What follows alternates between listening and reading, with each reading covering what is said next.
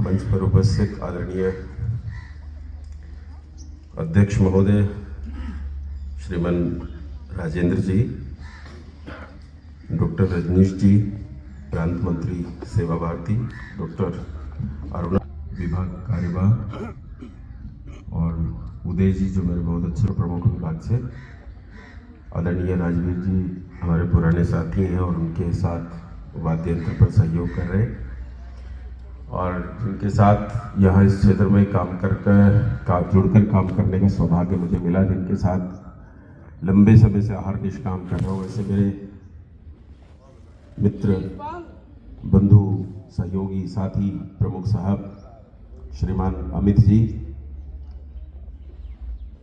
हमारे बीच में गुरुकुल बढ़ेड़ी को लेकर उपस्थित हुए आदरणीय आचार्य सुरेंद्र जी, ग्राम पंचायत रेई से प्रधान श्रीमान यतेंद्र जी, इस क्षेत्र के प्रमुख नेता, जनप्रतिनिधि, विधायक जी आदरणीय प्रमोद जी, और संचालक समिति, इस सभा में उपस्थित बढ़ेड़ी और आसपास के कई ग्रामों से उपस्थित सभी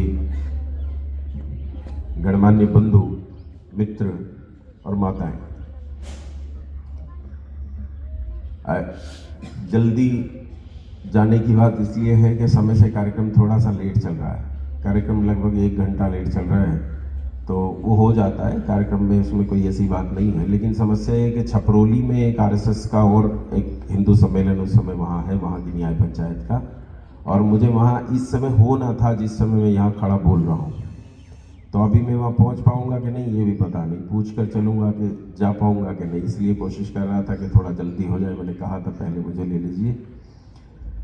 और आइए थोड़ी सी चर्चा करते हैं। वैसे वो जो 5 प्रण जिन पर संघ इस समय काम कर रहा है, उनके संबंध में तो आदरणीय डॉक्टर साहिबा ने आपको बहुत अच्छे से बता दिया, ये विचार को खोल के आपके सामने रखा। इसलिए आइए तनिक चर्चा में किसी और विषय पर कर लेता हूँ। ये विषय इतना महत्वपूर्ण है वर्तमान में भारत में कि भारत एक ऐसे ट्रांजिशन पीरियड से गुजर रहा है, एक ऐसे संक्रमण काल से गुजर रहा है जिस संक्रमण काल में इसे समझने की बहुत ज़्यादा ज़रूरत है।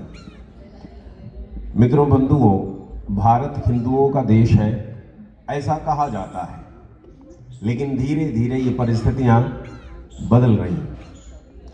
ये परिस्थितियों में एक बड़ा परिवर्तन आ रहा है कि भारत हिंदुओं का देश है। आज भारत हिंदुओं का देश न होकर विभिन्न प्रकार की चीज़ों का देश हो गया है।